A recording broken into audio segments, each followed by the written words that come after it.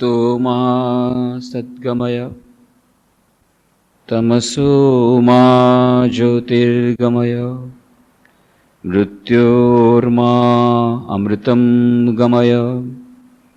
ओम शांति शांति शांति। આજે શંકરાચાર્ય ભગવાનની જન્મતિથિ છે.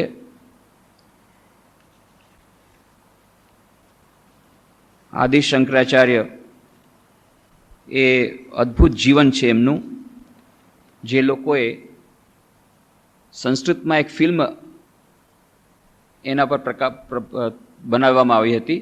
ઘણા લોકોએ જોઈ હશે. બહુ જ popular film, coloured film, Sanskrit ભાષામાં, પણ બહુ સુંદર ફિલ્મ હતી આદિ શંકરાચાર્ય ઉપર. જો ક્યારેક અહીંયા પણ બતાવશું, ત્યાં રાંચીમાં અમે લોકો ઘણીવાર બતાવતા હતા. બહુ સુંદર ફિલ્મ છે, બહુ પોપ્યુલર થઈ હતી. તો જે લોકોએ ફિલ્મ જોઈ હશે અથવા ચોપડી વાંચી હશે તો શંકરાચાર્યનું જીવન એ અદ્ભુત જીવન છે.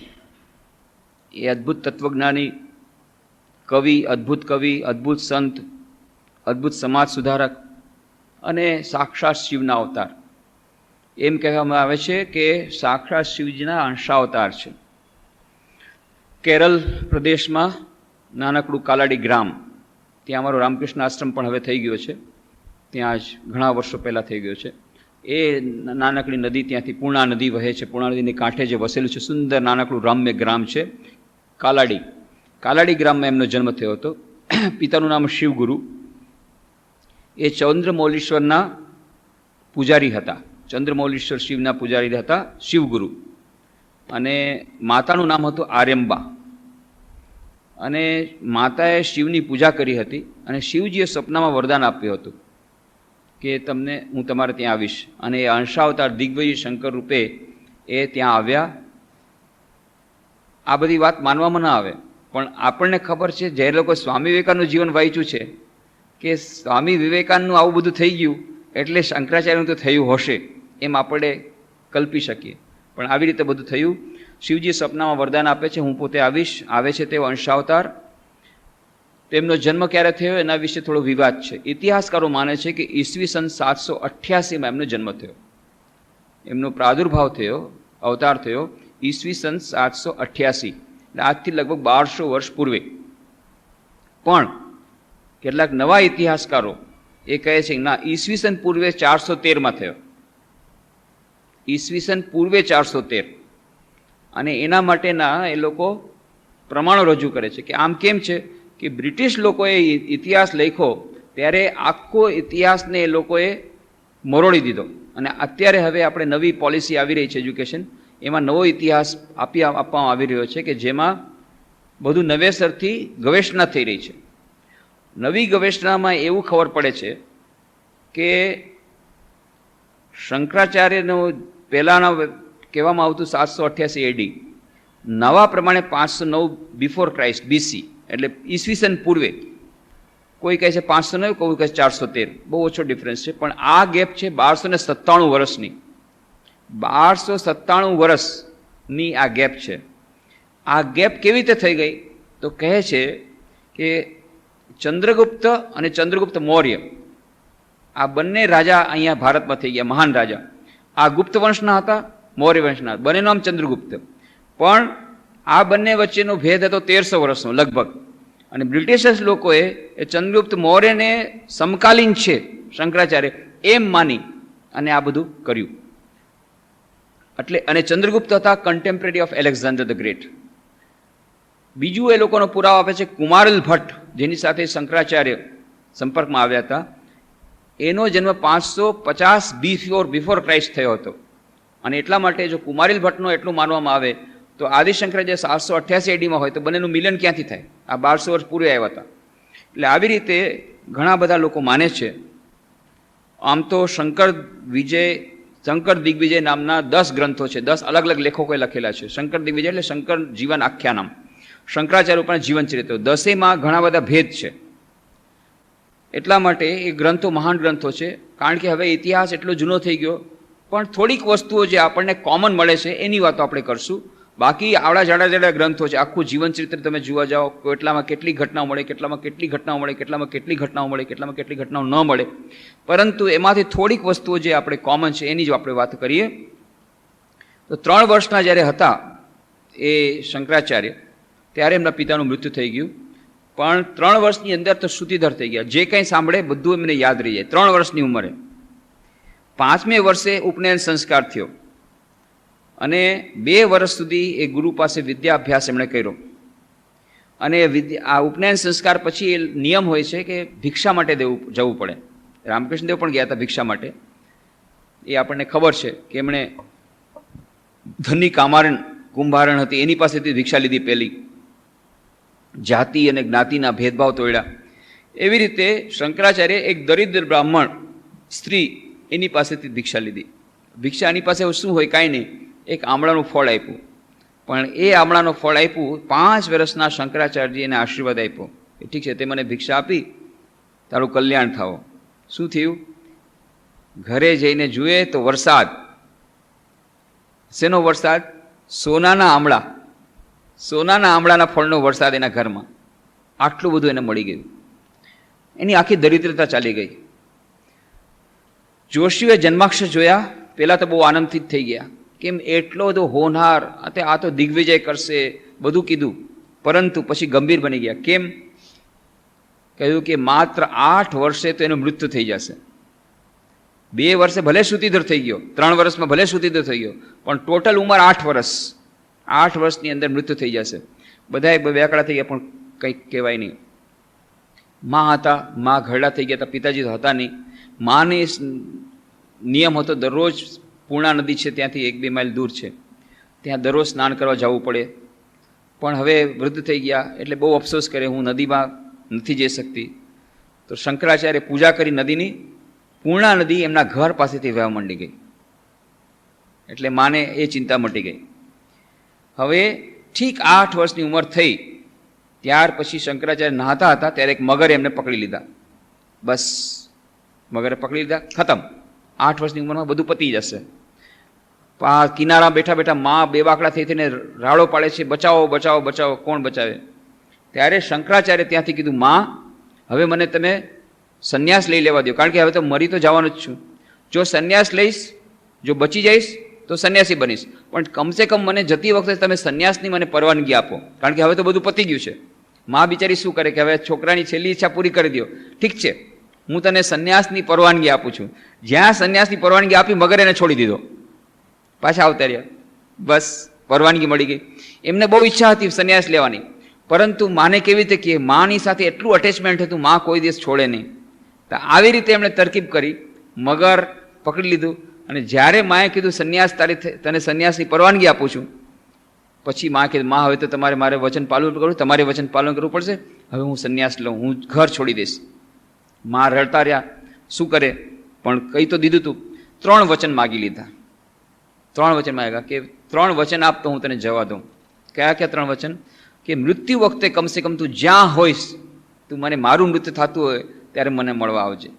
પછી બીજા વખતે આવે કે ના, મારા મૃત્યુ વખતે આવજે. એક.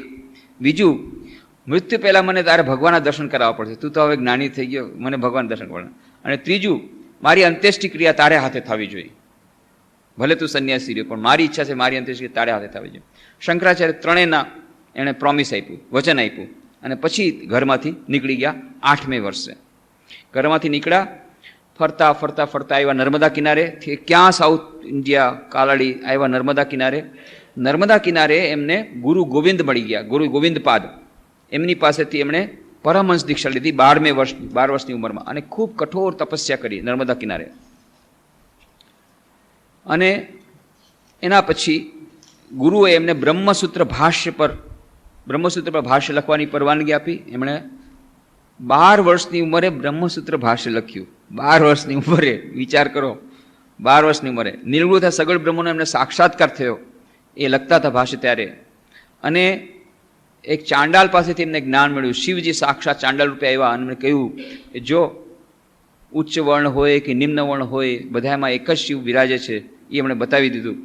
ત્યાં જતા હતા નદીના કિનારે પરથી સ્નાન કરવા માટે, અચાનક વચમાં રસ્તામાં એમની સાથે સ્પર્શ થઈ ગયો અને શંકરાચાર્ય પાછા સ્નાન કરવા જાય છે કે ચાંડાલનો સ્પર્શ થઈ ગયો અને ત્યારે એમને એમાં શિવજી દેખાયા. ત્યારે સમજ્યા કે નહીં, મારું જ્ઞાન કાચું છે.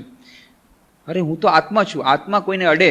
અને ચાંડાલ એટલું જ કીધું કે તમે મને અડ્યા કે હું તમને અડ્યો, તો તમે આત્મા છો કે શરીર? જો તમે શરીર સમજતા હો તો તમારું શરીર મારા શરીરને અડ્યું છે, અને જો તમે આત્મા સમજતા હો તો આત્મા કોઈને સ્પર્શતું નથી. એટલું મહાન જ્ઞાન ચાંડાલ પાસે મળ્યું. શિવજી સાક્ષાત તમને ચાંડાલ દેવાડ. એટલે આમના મનમાં જે જ્ઞાતિનો ભેદભાવ બધો નીકળી ગયો અને સાચા અર્થમાં બ્રહ્મજ્ઞાની થઈ ગયા.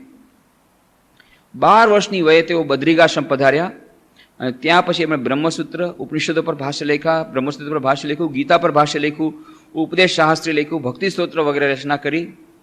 અને પછી તેઓ આવ્યા. પહેલા શિષ્ય એમના બન્યા શિષ્ય સનંદન. ઘણા બધા શિષ્યોમાં સનંદન એમને સૌથી પ્રિય. એનું નામ એમણે પદ્મપાદ. એ પદ્મપાદ કેવી રીતે નામ મળ્યું એનું પણ એક બહુ સુંદર વાર્તા છે કે બધાએ આ શિવ શંકરાચાર્ય સનંદનને જરા વધારે પ્રિફરન્સ આપતા, પ્રેમ આપતા. સનંદન પણ બહુ ગુરુ ભક્તિ હતી એની. એટલે બાકી બધા શિષ્યોને થોડીક ઈર્ષા થાય છે. ઈર્ષા એક એવી વાત છે બધામાં થાય. ગમે એટલા તમે આધ્યાત્મિક રીતે ઉચ્ચ ચડી ગયા હો પણ શિષ્ય એ જે ઈર્ષા નામનો રોગ છોડતો નથી. ગમે એટલા ઉચ્ચ જાઓ એ બહુ જ મોટી વાત છે. ઈર્ષા આવી જ જાય. તો એ ઈર્ષા એ લોકોને થઈ ગઈ શિષ્યોને કે જો સનંદન ઉપર વધારે પ્રેમ આપે છે ગુરુદેવ અને અમને પ્રેમ નથી કરતા. ત્યારે શંકરાચાર્યને ખબર પડી ગઈ કે જો શિષ્યોમાં વચમાં આવી રીતે એક અસંતોષ છે. એટલે એકવાર તેઓ નદીને કિનારે કંઈક પાઠ કરી રહ્યા હતા અને સનંદન એ નદીને બીજે સામે તીરે હતો અને એમણે જોરથી પોકાર કર્યો, સનંદન તારું કામ છે, જલ્દી આવ. સનંદને શું કર્યું કે નાવની રાહ ન જોઈ, હોળીની રાહ જોઈ, એ નદી ઉપરથી ચાલવા માંડી ગયો. નદી એની ભક્તિ, ગુરુ ભક્તિ એટલી એવી ઊંડી નદી, એટલી જોરદાર નદી, એ નદીના 2 ભાગ થઈ ગયા અને જ્યાં જ્યાં પગ મૂકે ત્યાં ત્યાં એક પદ્મ આવી જાય. વળી આગળ પગ મૂકે એની નીચે પદ્મ આવી જાય. એમ કરતા પદ્મ ઉપર પોતાની મેળે પદ્મ આવે, એના ઉપર પગ મૂકે. એમ કરતા કરતા શંકરાચાર્ય પાસે આવી ગયા 2 મિનિટમાં. બધા શિષ્યો આશ્ચર્યચકિત થઈ ગયા. નજરની સામે ચમત્કાર જોયો કે આવી ગુરુ ભક્તિ કે નદીમાં કમળ ઉગી જાય એની ભક્તિને કારણે, અને નાવ લેવી ન પડે, તરવું ન પડે, કાંઈ નહીં, સીધા ચાલતા ચાલતા આવી જાય. એટલે ત્યારથી એનું નામ પદ્મપાદ, કે જેના પાદમાં પદ્મ આવી જાય છે. પદ્મપાદ એનું નામ પડ્યું. એમના બહુ ખૂબ ખાસ શિષ્ય બની ગયા સનંદન, પદ્મપાદ. હવે એમની ઉંમર થઈ ગઈ 16 વર્ષ. 8 વર્ષમાંથી 16 વર્ષ થઈ ગયા. 8 વર્ષની ઉંમર એમને નીકળી જવાનું હતું. એમને 8 વર્ષ બીજા ગ્રેસમાં મળ્યા હતા. હવે 16 વર્ષની ઉંમર થઈ એટલે હવે જવાનો ટાઈમ થઈ ગયો. એટલે એ કાશીમાં આવ્યા. 16મે વર્ષે શરીર છોડી દેવું પડશે. 8 જ વર્ષ ગ્રેસમાં મળ્યા હતા. ઓરિજિનલ હતું 8 વર્ષ, પણ સંન્યાસ લીધો એટલે 8 વર્ષ વધ્યા, એટલે 16 વર્ષની ઉંમર થઈ. હવે 16 વર્ષે એમને શરીર છોડી દેવું છે એટલે આવ્યા કાશીમાં. કાશીમાં આવ્યા ગંગા કિનારે શરીર છોડી દેવા માટે. ત્યાં એમને વ્યાસ ભગવાનના દર્શન થયા. 8 દિવસો સુધી વ્યાસ ભગવાન સાથે શાસ્ત્રાર્થ ચાલ્યો. વ્યાસ ભગવાન જે ઓરિજિનલ વ્યાસ ભગવાન, અને એ વ્યાસ ભગવાન એમનાથી એટલા પ્રસન્ન થઈ ગયા કે શંકરાચાર્ય કે આટલી નાની ઉંમર આટલું બધું ગોઠવ્યું છે, આટલું બધું છે. એટલે એમણે 16 વર્ષની બીજી ઉંમર ગ્રેસમાં આપી કે જા, તને હજી 16 વર્ષની ઉંમર એક્સ્ટ્રા. એ ત્યારે એમને 16 વર્ષ બીજા એક્સ્ટ્રા મળ્યા. પછી તેઓ આવ્યા ફરતા ફરતા પ્રયાગમાં કુમારીલ ભટ્ટ એની સાથે શાસ્ત્રાર્થ થયો. કુમારીલ ભટ્ટે કહ્યું હતું કે જો હું શાસ્ત્રાર્થમાં હારી જઈશ તો મારું શરીર હું અગ્નિને સમર્પિત કરી દઈશ. એ શાસ્ત્રાર્થમાં હારી ગયા. આદિ શંકરાચાર્ય અદ્વૈત વેદાંતિ અને આ હતા ન્યાયશાસ્ત્રવાળા, ન કરી શક્યા. અને પછી એમણે અગ્નિમાં પોતાના દેહને સમર્પિત કરી દીધો પ્રયાગમાં. પછી આવ્યા માહિષ્મતી નગરીમાં નર્મદા કિનારે. ત્યાં મંડન મિશ્ર સાથે વાત થયો અને મધ્યસ્થતા કોણે કરી? મંડન મિશ્રાની પત્ની હતી ઉભય ભારતી. એમણે મધ્યસ્થતા કરી, પણ ઉભય ભારતી એવી વિદ્વાન હતી. આવા 2 વિદ્વાનો વચ્ચેનો વાર્તાલાપ જે સમજી શકે, એના વચ્ચેનું જે કરી શકે તો કેટલી મહાન એ નારી હશે, વિદુષી હશે. એ વિદુષી નારી, અને એટલા જ માટે આદિ શંકરાચાર્ય પછી તો મંડન મિશ્રા હારી ગયા. એમણે શરત હતી કે જો એ હારી જશે તો શંકરાચાર્યના શિષ્ય બની જશે. એ એમના શિષ્ય બની ગયા. એનું નામ પડ્યું સુરેશ્વરાચાર્ય. અને ઉભય ભારતીના નામથી પછી શૃંગેરી મઠમાં એમણે શારદા મા નામની પૂજા શરૂ કરી દીધી શંકરાચાર્ય, કારણ કે એમણે આવું મધ્યસ્થતા કરી હતી એની કૃતજ્ઞતા પૂરી કરવા માટે. આવ્યા દક્ષિણ દેશમાં, ત્યાં શૈલ પર્વત પર એમને એક કાપાલિક સાથેની ભેટ થઈ. એ કાપાલિક એ મેલી વિદ્યા જાણતો હતો અને એણે શંકરાચાર્ય પર મેલી વિદ્યાનો પ્રયત્ન કર્યો, પણ શંકરાચાર્ય પ્રભુને પ્રાર્થના કરી તો ભગવાન નરસિંહ રૂપે આવ્યા અને કાપાલિકનો વધ કર્યો. પછી તેઓ આવ્યા શિવલી ગામમાં, ગોકર્ણ ક્ષેત્રમાં, અને ત્યાં હસ્તામલકને એમણે શિષ્ય બનાવ્યો. હસ્તામલક એ પણ અદ્ભુત, જે કોઈક વાર એકદમ ગમાર જેવો છોકરો, ગાંડા જેવો છોકરો, પણ આદિ શંકરાચાર્યને સ્પર્શ કર્યો અને મહાન વિદ્વાન બની ગયો. શૃંગેરીમાં પછી આવ્યા ગિરિમાં, અને ત્યાં તોટકાચાર્ય એ ગુરુ સેવાથી એવા થયા કે એ મોઢેથી બોલી નથી શકતા, એ શ્લોક ઉચ્ચારવા માંડી ગયા, એને તોટકાચાર્ય એમના શિષ્ય બન્યા. અને આવી રીતે ઘણા બધા શિષ્યો બનાવ્યા, ઘણી બધી જગ્યાએ પ્રવ્રાજક રૂપે ફર્યા. ત્યાં તેમને ખબર મળ્યા માં બહુ જ મૃત્યુશૈયા પર છે, બધું છોડી અને ગયા ત્યાં કાલાડી ગામમાં, અને મૃત્યુ વખતે એમને દર્શન આપ્યું. એ વિષ્ણુ ભગવાનના ભક્ત હતા, એમને વિષ્ણુ ભગવાનના દર્શન કરાવ્યા માને, અને પછી એમણે પોતે અંત્યેષ્ટિ ક્રિયા કરી. જેટલા બ્રાહ્મણો હતા બધા વિરોધમાં હતા. આખા કાલાડી ગામમાં બધા વિરોધી બ્રાહ્મણે કીધું કોઈ અમે તમારી અંત્યેષ્ટિ ક્રિયામાં નહીં. કેમ? તમે સંન્યાસી થઈને, સંન્યાસીએ પછી કોઈ પણ જાતની વિધિમાં ભાગ ન લેવો જોઈએ, અને માની અંત્યેષ્ટિ ક્રિયા કરવાનો તમને કોઈ અધિકાર નથી, અને ત્યાં શાસ્ત્ર વિરુદ્ધ કામ કરો છો. એ કીધું શાસ્ત્ર વિરુદ્ધ હોય કે ગમે તે હોય, મેં મારી માને વચન આપ્યું હતું કે હું અંત્યેષ્ટિ ક્રિયા મારે હાથે કરીશ. એક પણ બ્રાહ્મણ ન આવ્યો, એકલા હાથે શંકરાચાર્ય ત્યારે પોતાની માનો અગ્નિ સંસ્કાર કર્યો. એના મકાનમાં જે લાકડા હતા એ મકાનને બાળી નાખ્યું, એના લાકડા નાખી અને અગ્નિ કરી. એ હજી પણ તમે જાઓ કાલાડી ગામમાં બધું મળશે, જેઓનું જૂનું ગામ, જૂનું મકાન, જ્યાં એમની માતાને અગ્નિ સંસ્કાર બધું અત્યારે પ્રસિદ્ધ છે. અને અમારો આશ્રમથી બહુ નજીક છે. કાલાડીમાં અમારો જે આશ્રમ છે અદ્વૈતા, ત્યાંથી બહુ નજીક છે. અને ત્યાં એમણે આવી રીતે આ બધું કરી અને પછી તેઓ ફરી પાછા પરિવ્રાજક રૂપે ફરવા માંડી ગયા. અને ફરતા ફરતા પછી કાશ્મીરમાં શારદા નિવાસ ગામમાં દક્ષિણે દ્વારો એમણે ઉઘાડ્યું. અને ઘણી બધી લાંબી વાર્તાઓ છે, પણ એ બધી તમે જીવનચરિત્ર વાંચો, અદ્ભુત અદ્ભુત એ વાતો છે. કેવી રીતે બીજા બધા સાથે શાસ્ત્ર કરતા, કેટલા લોકોમાં અજ્ઞાન હતું એ દૂર કર્યું, કેટલું બધું કામ. અને પછી ઈસવીસન 820માં 32 વર્ષની ઉંમરે કેદારનાથમાં એમણે મહાસમાધિ લઈ લીધી. એ કેદારનાથમાં તમે જાઓ, મહાસમાધિ તમને મળશે. કેદારનાથનું મંદિર છે, ત્યાં શંકરાચાર્યનું બહુ સુંદર મંદિર બાજુમાં જ છે. કેદારનાથનું મોટું મંદિર છે, થોડેક પાછળ જાઓ, બહુ સુંદર નાનકડું મંદિર છે, જ્યાં આદિ શંકરાચાર્ય મહાસમાધિ લીધી હતી. એ મંદિર આજે પણ છે. અને આવી રીતે આદિ શંકરાચાર્ય અત્યંત 32 વર્ષની ઉંમરમાં જે કામ કર્યું છે એ માન્યમાં ના આવે. પણ 39 વર્ષની ઉંમરે સ્વામી વિવેકાનંદે આપણા આ યુગમાં આટલું બધું કામ કર્યું એટલે હવે માન્યમાં આવે કે તો 32 વર્ષની ઉંમરે આદિ શંકરાચાર્ય ભગવાનના ખાસ અવતાર તો એણે કર્યું હશે. સ્વામી વિવેકાનંદ પણ શિવ અવતાર, શંકરાચાર્ય પણ શિવ અવતાર. શંકરાચાર્યનો જન્મ થયો, માતાએ શિવજીની પૂજા કરી, શિવજીએ દર્શન દીધા, હું તારે તે આવીશ, આવ્યા શિવજી. ભુવનેશ્વરી દેવીએ કલકત્તામાં પૂજા કરી, ત્યાં કાશીના વીરેશ્વર શિવને પાસે પૂજા મોકલાવી, શિવજીને પૂજા કરી, શિવજીએ સ્વપ્નમાં દર્શન આપ્યા, હું તારે તે આવીશ. એ શિવ અવતાર પાછા આવ્યા સ્વામી વિવેકાનંદ. અને બંનેનું જીવન જો નાનપણથી એકદમ હોનાર, નાનપણથી એટલા મેધાવી, અને બંને બધી રીતે પૂરા કવિ, કેટલી બધી કવિતાઓ લખી, બંને કેટલા બધા બંને સ્તોત્રો લખ્યા, કેટલા બધા બધાએ પ્રચાર કર્યો, કેટલું બધું બધાએ ભ્રમણ કર્યું, અને કેટલા મોટા ઓર્ગેનાઇઝર. બધી રીતે સ્વામી વિવેકાનંદ આદિ શંકરાચાર્યનું જીવન એ અદ્ભુત જીવન બંનેનો સુમેળ આવે છે. એ લોકોને આપણે જોઈએ તો આજના યુગમાં સ્વામી વિવેકાનંદ જાણે આદિ શંકરાચાર્ય, ઘણા લોકો એમ માને છે કે આદિ શંકરાચાર્ય જ્ઞાનમાં સ્વામી વિવેકાનંદ છે આદિ શંકરાચાર્ય, હૃદય ભગવાન બુદ્ધનું. અદ્ભુત સુમેળ છે સ્વામી વિવેકાનંદના જીવનમાં. અને એમણે શું કર્યું શંકરાચાર્ય? વેદો અને કર્મકાંડના ઝઘડાઓથી જે કંટાળી ગયા હતા લોકો હિન્દુ ધર્મમાં, જૈન અને બૌદ્ધ ધર્મ તરફ વળેલા હતા, એ સમાજને એમણે ગીતા ઉપનિષદ પર ભાર મૂકી વેદાંતની એક પદ્ધતિસરની પ્રણાલિકા ઊભી કરી. અને એમણે વેદાંતનો બહુ સુંદર એમણે સાર બતાવી દીધો. શ્લોકાર્ધે ન પ્રવક્ષ્યામિ યદુક્તમ ગ્રંથ કોટિભી.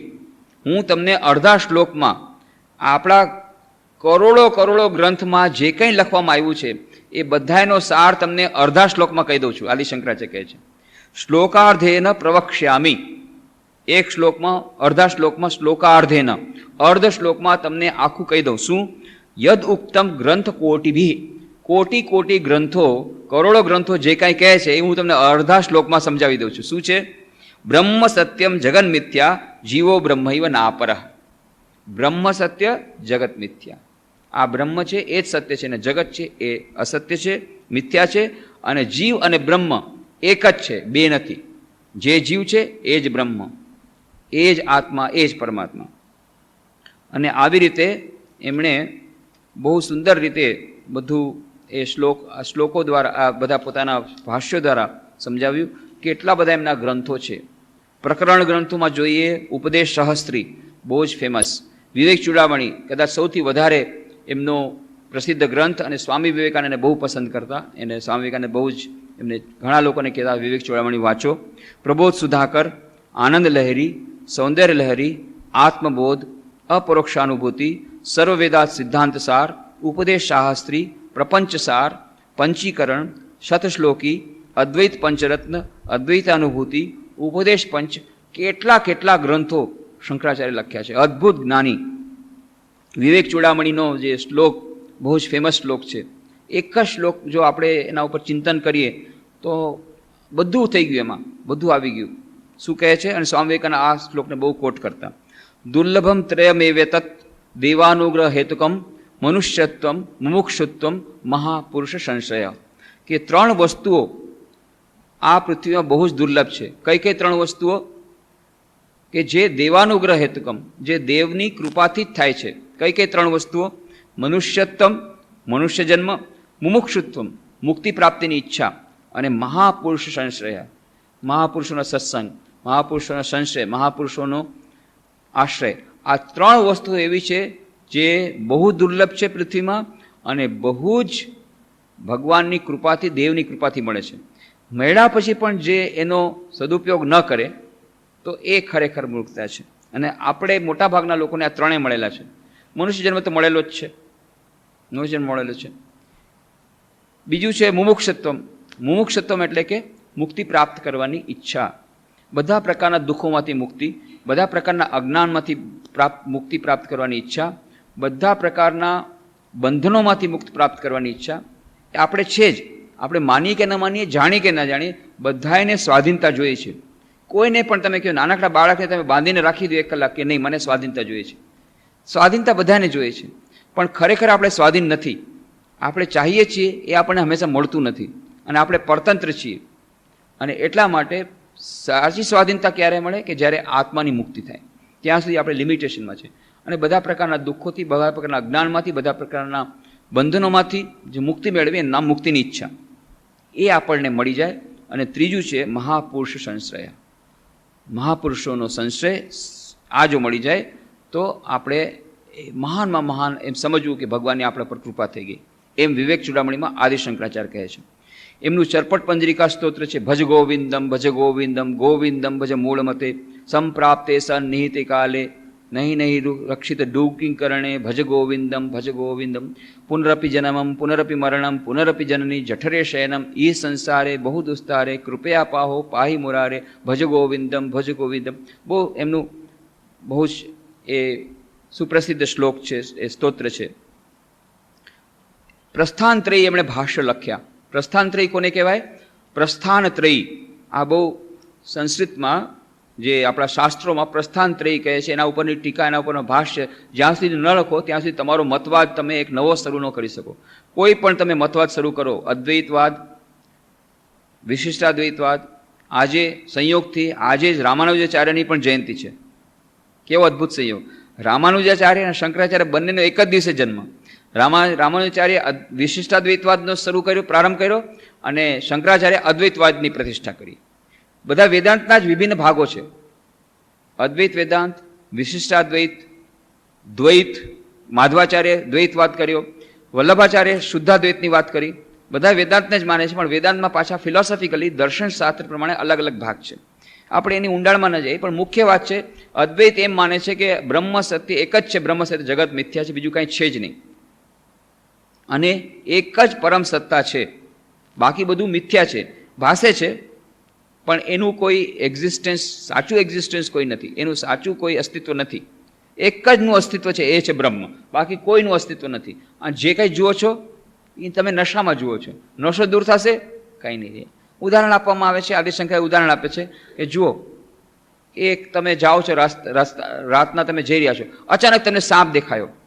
સાપ દેખાયો, તમે ડરી ગયા એટલે પાછા વયા ગયા, અને પછી તમે ટોર્ચ લઈ આવ્યા. ક્યાં છે સાપ જોવા માટે? ટોર્ચ લાવીને જોયું, દોરડું પડ્યું હતું. દોરડું જ્યાં જોયું, ઓહો આ તો દોરડું છે, એટલે બસ પછી તમને ડર નહીં લાગે. પછી શેનો ડર? અત્યાર સુધી નાગ લાગતો હતો, સાપ સાપ સાપ, આમાં આડોડોડ પડ્યો છે સાપ. પણ જ્યાં જોયું કે દોરડું, જ્યાં ખબર પડી ગઈ, જ્ઞાન આવી ગયું અહીંયા આ તો દોરડું છે, પછી તમે નજીક જાઓ, દોરડાને ઉપાડો, ફેંકી દો, કાંઈ ડર નથી લાગતો. કેમ? ખબર પડી કે આ દોરડું છે. કેમ? લાઇટ નાખી. એવી જ રીતે કહે છે, આ જે કંઈ સંસાર જોઈએ છીએ, જ્યારે જ્ઞાનરૂપી પ્રકાશ આવશે ત્યારે ખબર પડશે, અરે આ સાપ નથી, બ્રહ્મ જ હતો. એને આપણે સંસાર રૂપે જોતા હતા, ફક્ત બ્રહ્મ જ હતો, ભગવાન સિવાય કાંઈ નહોતું. આપણે ભગવાનને બદલે કહે છે આ છોકરો છે, આ છોકરી છે, આ બાળક છે, આ વૃદ્ધ છે, આ આમ છે, તેમ છે, આ સારું છે, આ નરસું છે, આ મકાન છે. આ બધું જે કંઈ દેખાય છે બધું કંઈ છે જ નહીં. આ બધું ખરેખર તો બ્રહ્મ જ છે. અત્યારે અંધકારને કારણે આપણને સાપ લાગે છે, એટલે આ બધા વિભિન્ન રૂપો દેખાય છે. જ્ઞાનનો પ્રકાશ આવશે, બધું નદારદ. આ છે અદ્વૈત વેદાંત. દ્વૈત વેદાંત કહે છે ના ના ના, આ જે કંઈ સંસાર જોઈએ છે બધું સાચું છે, પણ હા, જે ભગવાન છે એ પુરુષોત્તમ છે, એ મહાન છે, અને એ ભગવાનને કારણે આ બધું ચાલી રહ્યું છે. એ ભગવાન છે, સૃષ્ટિ સ્થિતિ કરતા છે. ભગવાન અલગ છે, સંસાર અલગ છે. આપણે બધા સંસારના જીવો છીએ. આપણી અંદર છે, આપણી અંદર ભગવાન છે, પણ એ ભગવાન પૂરા નથી. ભગવાનનો એક અંશ આપણા અંદર છે. આપણી અંદર આત્મા છે, આત્માને બધા માને છે. અદ્વૈત વેદાંત પણ આત્માને માને છે, વિશિષ્ટાદ્વૈતવાદ પણ માને છે, દ્વૈતવાદ પણ માને છે. પણ દ્વૈતવાદ માને છે કે જે અંદરનો આત્મા છે એ પરમાત્માનો એક અંશ છે, અને આપણે બધા એ પરમાત્માના ગુલામ છીએ. એ પરમાત્મા જ સૃષ્ટિ સ્થિતિ પ્રલય કરે છે. પરમાત્મા અલગ છે અને સંસાર અલગ છે. તો વિશિષ્ટાદ્વૈત શું કહે છે? અદ્વૈત પણ નહીં, દ્વૈત પણ નહીં, વચ્ચેની સ્થિતિ.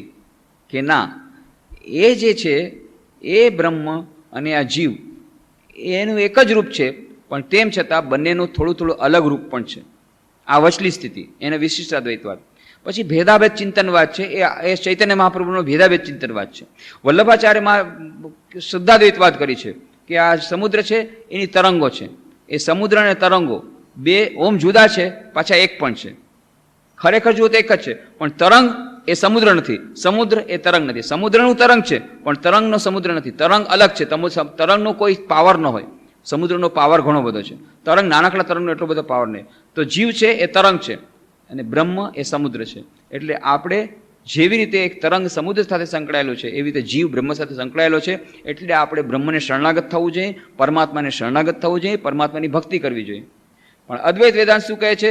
ચિદાનંદ રૂપ શિવોહમ શિવોહમ. હમણાં જ આપણે સાંભળ્યું ને, નિર્વાણ અષ્ટકમ, આદિ શંકરાચાર્યનું એ ગીત છે. અત્યંત હાઈ સ્ટેજનું ગીત છે, ઉચ્ચતમ. આનાથી ઊંચું કોઈ જ્ઞાન નથી આખા વિશ્વમાં. આનાથી ઊંચું કોઈ જ્ઞાન નથી. અદ્વૈત વેદાંત આવી ગયું ચરમસીમા. ચરમસીમામાં શું કહે છે? ચિદાનંદ રૂપ શિવોહમ શિવોહમ. હું જ ચિત્ત આનંદ રૂપ શિવ છું, હું જ પોતે ભગવાન છું, હું જ પોતે પરમાત્મા છું, હું બીજું કાંઈ નહીં. મારે કોઈ મિત્ર નથી, મારે કોઈ શત્રુ નથી, મારે કંઈ ખાવાનું નથી, હું ભોજન નથી, ભોજ્ય નથી, કાંઈ નહીં. મારે કાંઈ મળવાનું નથી, મારે કંઈ જોતું નથી, મારે કાંઈ જોતું નથી. હું આ બધાથી પરે છું. ચિદાનંદ રૂપ શિવોહમ શિવ. આ મારું સાચું સ્વરૂપ છે. અદ્વૈત વેદાંતની છેલ્લી ભૂમિકા એ આદિ શંકરાચાર્ય અદ્વૈત વેદાંત. તો આ બધા વિભિન્ન જે દર્શન શાસ્ત્રો છે એ વિભિન્ન સ્ટેજીસના છે. શ્રી રામકૃષ્ણ સ્વામી વિવેકાનંદ આવી એ બધા એમાં આ બધા એકબીજા સાથે ઘર્ષણ કરતા હતા. શ્રી રામકૃષ્ણ સ્વામી વિવેકાનંદ આવી આ બધાનું સામંજસ્ય કર્યું કે આ બધા સાચા છે. બધા સાચા કેવી રીતે થાય ભાઈ? કાં તમે અદ્વૈત વેદાંત સાચું કહો, કાં વિશિષ્ટાદ્વૈત સાચું કહો, કાં દ્વૈત સાચું કહો, કે ના બધા સાચા. કેવી રીતે સાચા? વાત એમ છે કે એક એક સ્ટેજમાં એક એક સાચું. અત્યારે આપણી જે સ્થિતિ છે એમાં આપણા માટે કદાચ દ્વૈત સાચું હોય. આપણે જ્યારે પ્રોગ્રેસ કરશું, આધ્યાત્મિક રીતે આગળ વધશું, ત્યારે આપણને વિશિષ્ટાદ્વૈત સાચું લાગશે. આપણે પછી હજી જરા વધારે આવશું, આધ્યાત્મિક રીતે આગળ વધશું, ત્યારે આપણને લાગશે ના, ચિદાનંદ રૂપો શિવોહમ શિવોહમ. પછી આપણે બધી યાદ એ બધું કરવાનું. શ્રી રામકૃષ્ણ સ્વામી વિવેકાનંદે આવી રીતે આખા બધાનું સામંજસ્ય કર્યું, સમસ્ત દર્શન શાસ્ત્રનું સામંજસ્ય કર્યું. આખા વિશ્વમાં જેટલા પ્રકારના શાસ્ત્રો હતા, જેટલા પ્રકારના દર્શન શાસ્ત્રો હતા, હું અને ભગવાન એક જ છીએ, હું ભગવાનનો એક અંશ છું, પણ તો પણ જરાક. એટલા માટે બહુ સુંદર વાત આવે છે, હનુમાનજીને પૂછવામાં આવ્યું કે તમે શેમાં માનો છો? ત્રણેય સાચા છે કે છે. કેવી રીતે? તો કે જ્યારે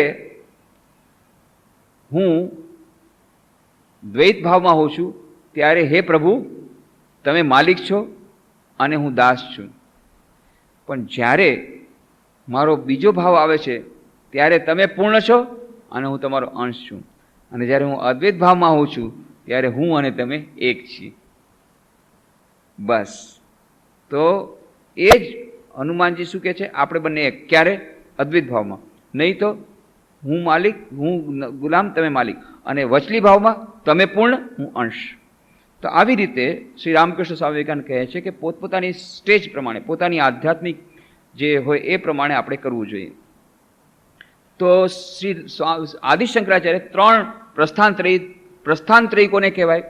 કોઈ પણ તમારો તત્વજ્ઞાન દર્શનશાસ્ત્ર હોય એ દર્શનશાસ્ત્ર તમે પ્રતિષ્ઠા ન કરી શકો જ્યાં સુધી તમે ત્રણ ભાષ્યો ન લખો.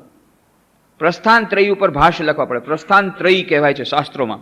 કયા કયા? આપણા હિન્દુ શાસ્ત્રમાં, સનાતન ધર્મમાં ત્રણ શાસ્ત્રો છે, બ્રહ્મસૂત્ર, ગીતા અને ઉપનિષદ. આ ત્રણેય પર જો કોઈ ભાષ્ય લખે તો એને પ્રસ્થાનત્રયી કહેવાય.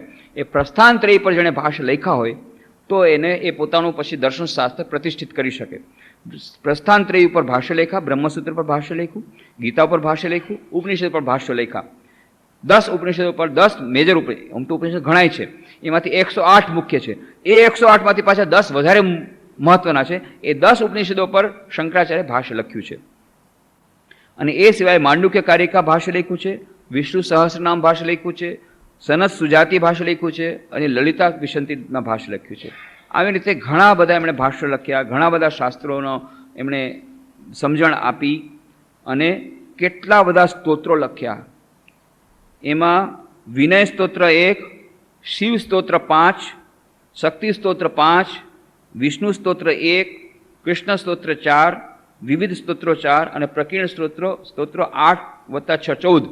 આ તો આપણી પાસે એટલે રેકોર્ડ છે. હવે તો કેટલાય સ્તોત્રો એમના નામે છે. કેટલા સ્તોત્રો લખ્યા આપણી પાસે?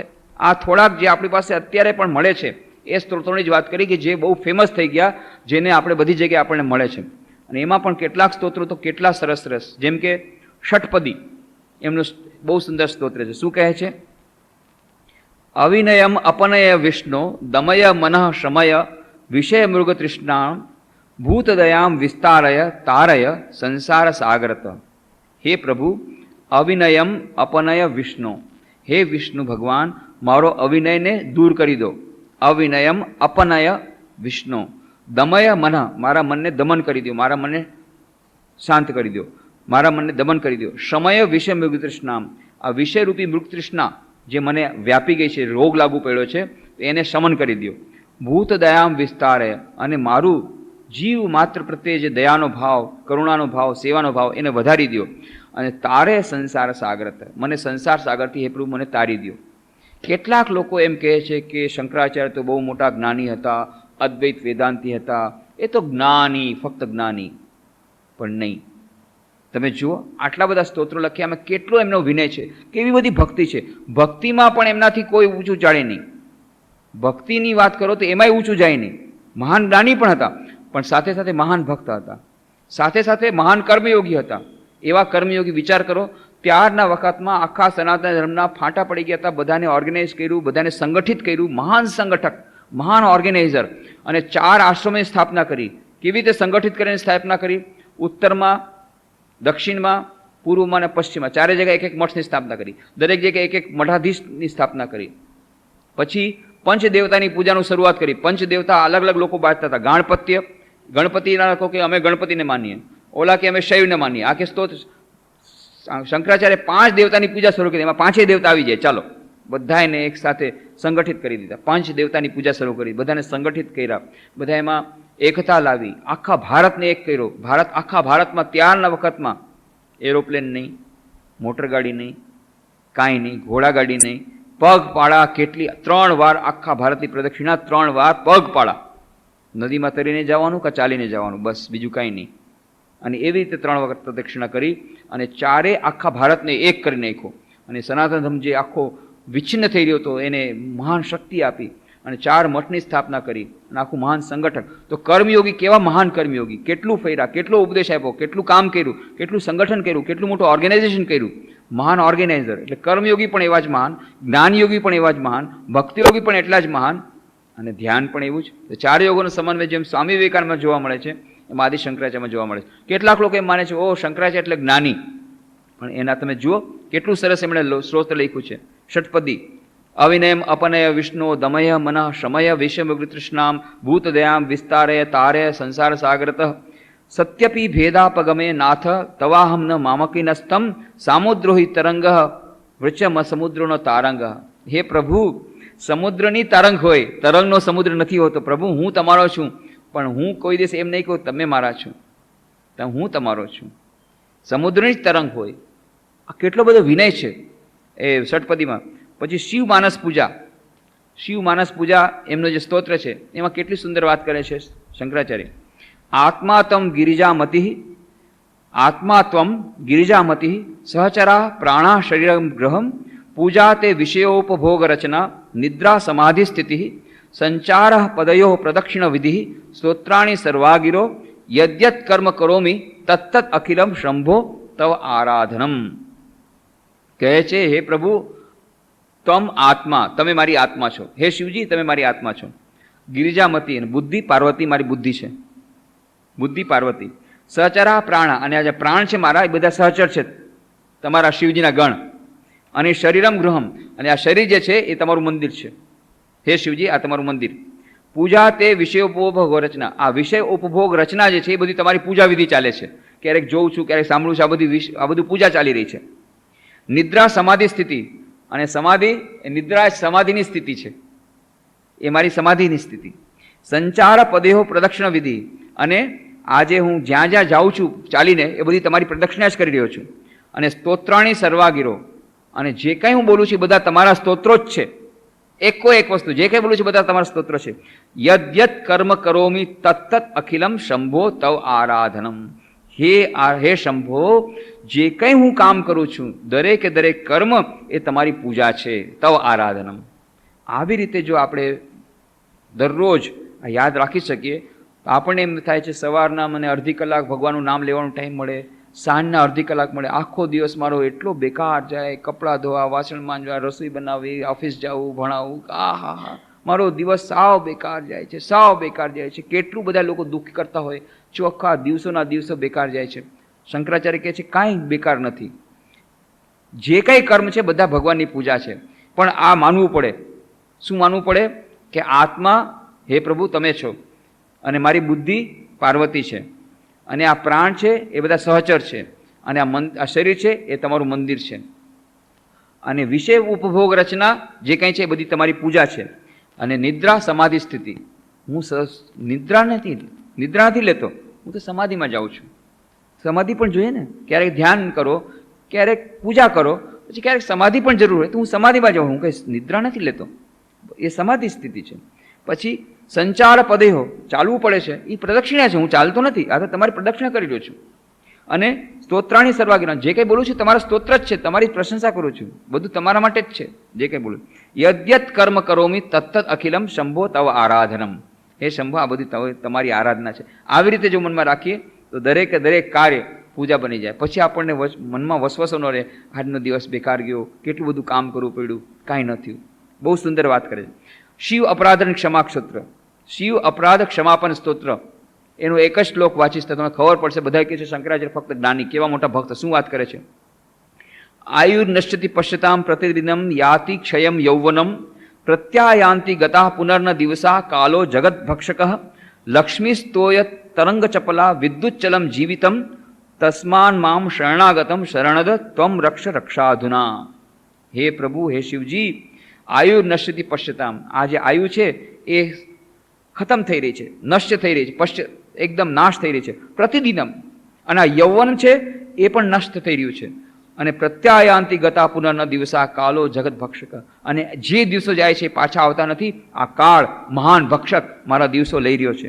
અને લક્ષ્મી તો તરંગ ચપલા, અને લક્ષ્મી છે, પૈસો છે, અરે એ તો બહુ ચંચળ છે, ક્યારે આવે ને ક્યારે નીકળી જાય કે ખબર નથી પડતી. લક્ષ્મી તો તરંગ ચપલા વિદ્યુત ચલમ જીવિતમ વા. અને આ જે જીવન છે કેવું છે? વીજળીનો ચમકારો. વીજળીનો ચમકારો કેટલી ક્ષણ રહે?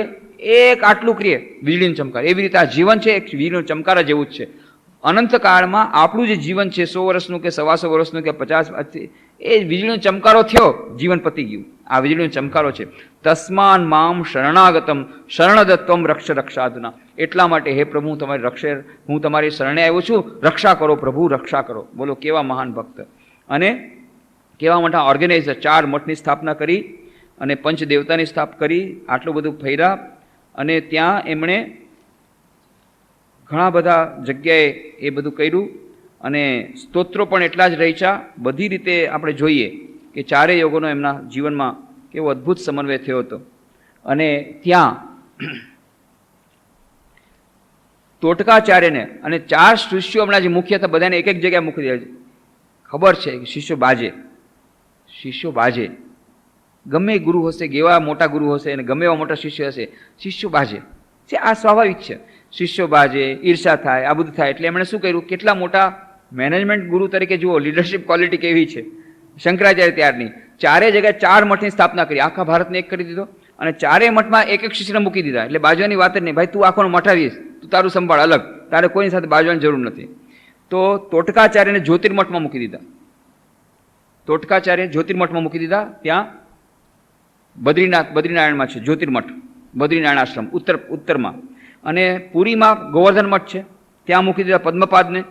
અને દ્વારકામાં શારદા મઠ છે, હજી પણ છે શારદાપીઠ જો, ત્યાં સુરેશ્વરાચાર્ય મૂકી દીધા. અને શૃંગેરી મઠ છે દક્ષિણમાં, ત્યાં હસ્તામલકને મોકલી દીધા. 4 પોતાના મુખ્ય શિષ્યોને 4 મઠના મઠાધીશ બનાવી દીધા. અને બસ તમે તમારું રાજ્ય ચલાવો. અને એવી રીતે બધાને આખી. અને એક સંન્યાસીની 10 નામી પરંપરા શરૂ કરી. આજે કોઈ પણ સંન્યાસીને જો તમે 10 નામી નહીં હો તો તમને કોઈ રિકોગ્નિશન નહીં મળે. મહાન પરંપરા એમણે શરૂ કરી. 10 નામી સંન્યાસ પરંપરા. તમે કોઈ પણ એક સંન્યાસ પરંપરામાં હોવા જોઈએ. જેમ કે અમે લોકો પુરી સંપ્રદાયના છીએ. 10 પરંપરા છે: તીર્થ, આશ્રમ, વન, અરણ્ય, ગિરી, પર્વત, સરસ્વતી, સાગર, ભારતી અને પુરી. અમે લોકો પુરી નથી લગાડતા, પણ કેટલાક લોકો લગાડે છે. જ્યારે પુસ્તક લખે, સંસ્કૃતમાં પુસ્તક લખે, સ્વામી હર્ષાનંદ પુરી, એ અમારા આશ્રમના જ છે. અમે લોકો નથી લખતા કે ફલાણા આનંદ પુરી, નહીં. પણ છીએ અમે લોકો પુરી સંપ્રદાયના. કારણ કે તોતાપુરી હતા, એ પુરી સંપ્રદાયના હતા. એમણે શ્રી રામકૃષ્ણ દેવને દીક્ષા આપી, સંન્યાસ દીક્ષા. શ્રી રામકૃષ્ણ સ્વામી વિવેકાનંદને દીક્ષા આપી. અને સ્વામી વિવેકાનંદના ગુરુભાઈએ એમના શિષ્યોને દીક્ષા આપી. એમણે દીક્ષા આપી. આમ એક પછી સંન્યાસ દીક્ષા આદિ એ તોતાપુરીને કાળથી ચાલતી આવે છે. એટલે અમે લોકો પુરી સંપ્રદાયના છીએ. 10 નામી સંપ્રદાયમાં હોવા જોઈએ તો જ તમારો સંન્યાસ પાકો કહેવાય.